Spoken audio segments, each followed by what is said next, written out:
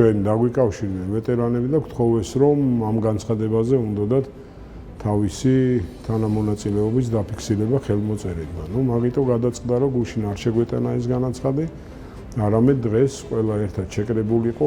აუცილებლად მივმართავთ საქართველოს პროკურატურას, რომ დაგვეხმაროს ჭეშმარიტების დადგენაში, იმიტომ რომ ეს არის მცდელობა სისხლის გაწმის არა მარტო თითოეულ ვეტერანზე და დაღუპული ოჯახის წევრებზე, არამედ ეს არის ანტისახელმწიფოებრივი ბოროტი ქმედება, რომელსაც საფუძვლად რა უდევს, ეს გვაინტერესებს, იმიტომ რომ ომში ჩართვა ვერ მოხერხდა და ყველანაირად მიდის მცდელობა იმის, რომ სიმშვიდე არ იყოს ამ ქვეყანაში. დახვეწი ჩვენ ნამდვილად არ უნდა დაგვხვედრია და თელმა საქართველოს და თელმა ქვეყანამ იცის, რომ აფხაზებმა დახვეწა ჩვენი გმირები, ბატონი ჯური შარტავა, მამი ალასანია, გენო ადამია და გრამ გაბისკირია და ბევრი მათგანი. ჩვენ ვითხოვთ არ მოიხადოს ბოდიში, ანდა მაშინ ეთყობა დავალება აქვს და მტრის ქვიზე დაასხა წყალი. ეგ არის საქართველოს ღალატი და არის ჩვენი შეურაცხყოფა მთელ საქართველოს ვეტერანებისა და მეუღლების. არ ვიცი რა შეფასება უნდა მივცე არამიზეს განცხადებას, ვინაიდან ამხელად ტყუილი ყველა ვეტერანის, ყველა ნაომარი ადამიანის იქ დაღუპული ვაჟკაცების შეურაცხყოფაა.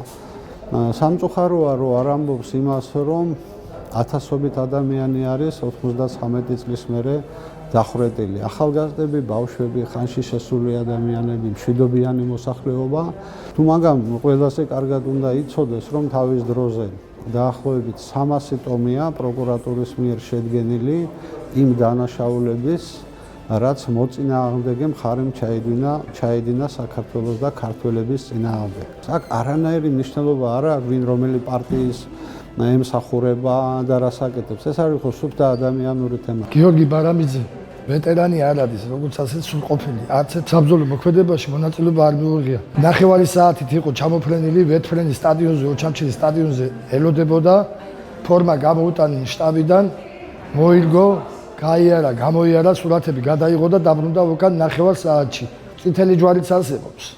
არსებობს ჩვენი ვეტერანები, რომელიც აქტიურ მონაწილეობას ღებულობდნენ ტყვეთა გაცვლაში, ასევე ცხენდების გადმოსვენებაში დღესაც. და დაკითხონ ერთი ის ხალხი და როგორ იღებდა მონაწილეობას და სად იყო ერთი ძალიან საინტერესო